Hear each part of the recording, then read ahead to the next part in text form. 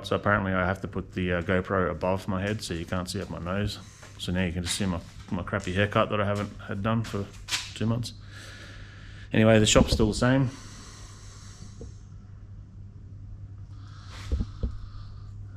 This Corona has finally finished leaking fuel.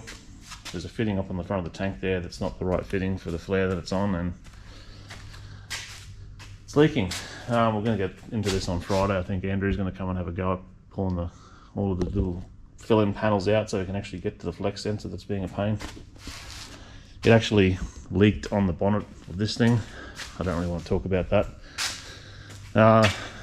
Nice VL in for a tune and a throttle body change. We had Dan's cool 180 SX here yesterday. It's a 2J T56 car. It actually made a 926 horsepower, I think it was. It's got a little precision turbo on it, and basically it ran out of wastegate spring. I couldn't get it to hold boost to redline. So to make 35 pound, fall back to 32. So I reckon if we can get it to hold some boost, it's probably going to be a 1,000 rebel car. So that'd be pretty cool. This week, I haven't actually done anything on this, and I'm not going to. There's a heap of parts that have turned up. I'll show you that in a sec.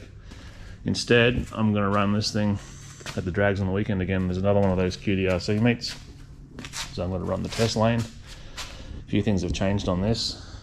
It now has, well, they're actually probably 2.5 years old, 235 radials in the back.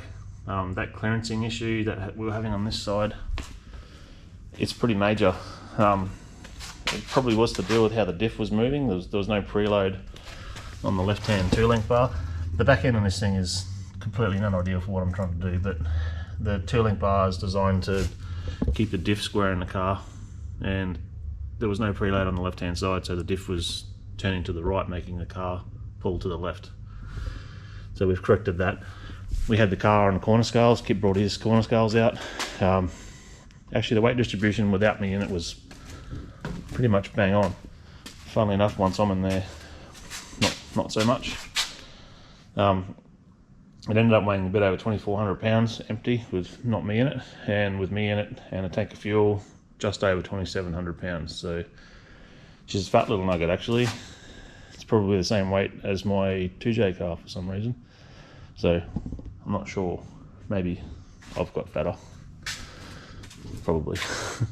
Some other stuff that's changed in this, Les from Red Corner Upholstery, he went and did me some, fitted carpets. It's made a huge difference. The car's, actually the car now, it's got a crash pad he made. It's all short so it clears the IC7 dash. Done a parcel shelf and stitched around the roll cage. I made a seat bracket, and he's made little trim panels that go in there and hide all the Nexus install. He even made the carpet hide some of the tubing and wiring. I've got to tuck this stuff up. So this thing's pretty much ready to go. I've just got to pull the dash out, and we're going to put one of those Haltech can, 4-channel can boxes in it that run over can, which means I probably need a can hub, but I'm just going to splice the wires together because I don't have one. Also on Saturday night after the QDRC meet, there's actually the roll racing at Queensland Raceway.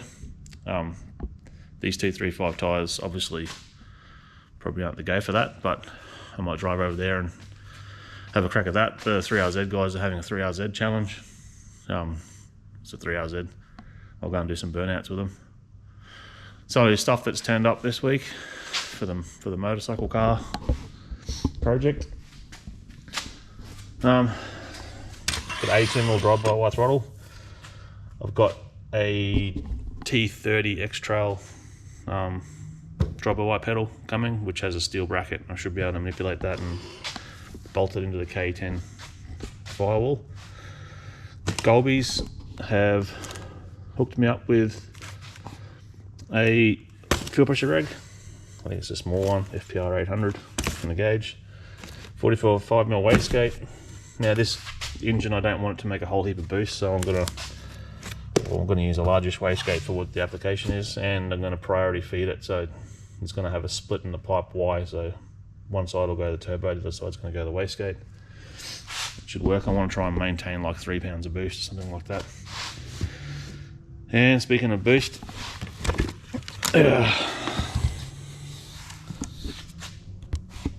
So it's basically it's a Garrett-ish GDX 3076 Gen 2. I went for the 0.63 rear. Now I know it's going to be fairly large on a high booster engine, but you know we have 12,000 RPM to play with, so, and I don't really want it massively responsive because it's just going to break the diff or the clutch or the gears in the gearbox.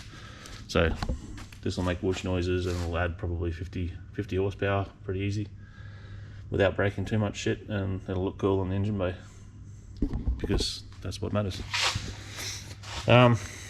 Haltech Legends.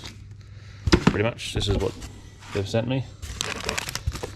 So the IC7 dash isn't here yet, that's on back order because apparently they've sold out.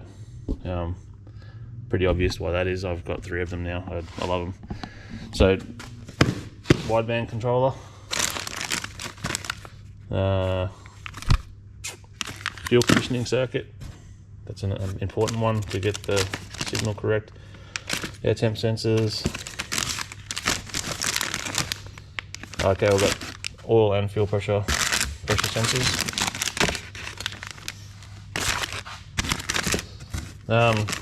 GPS speed. I mean, the motorcycle gearbox probably is going to have a speed output. I don't know yet, but just in case. Cruise control, solenoid, harness, and we decided to go for the Elite 1500. So that's going to let us do drive-by-wire.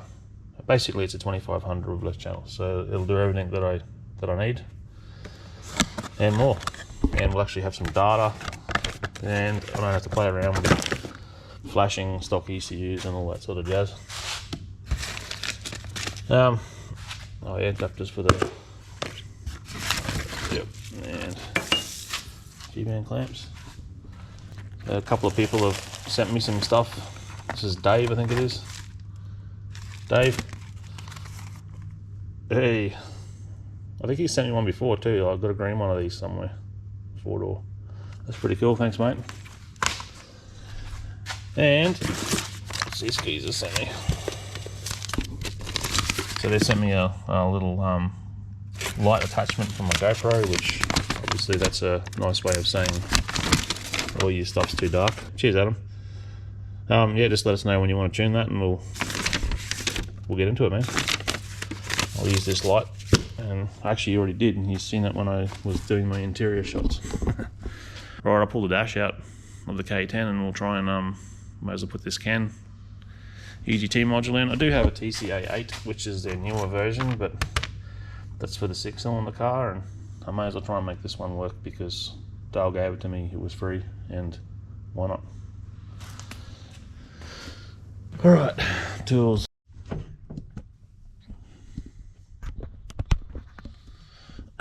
Alright, so that wasn't as bad as what I thought.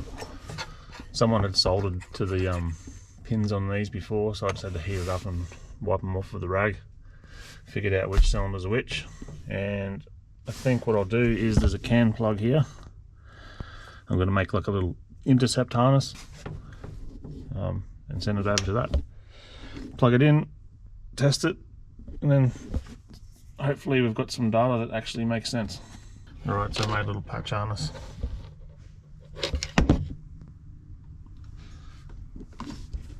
Just set it up in the Nexus, and we actually have correct temperatures, at least cold, which is a good start.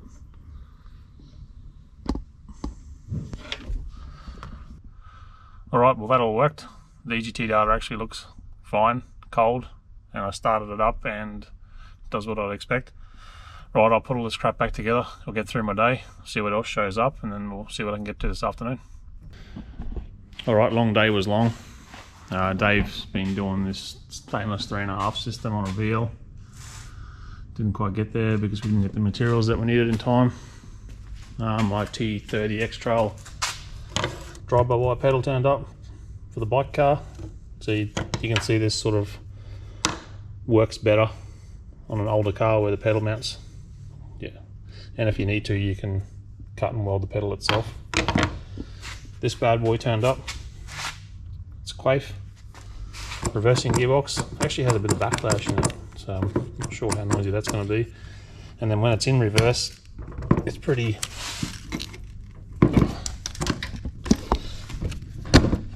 And when it's in reverse, it's quite noisy in its operation, so I'm hoping that's because it's got no oil in it.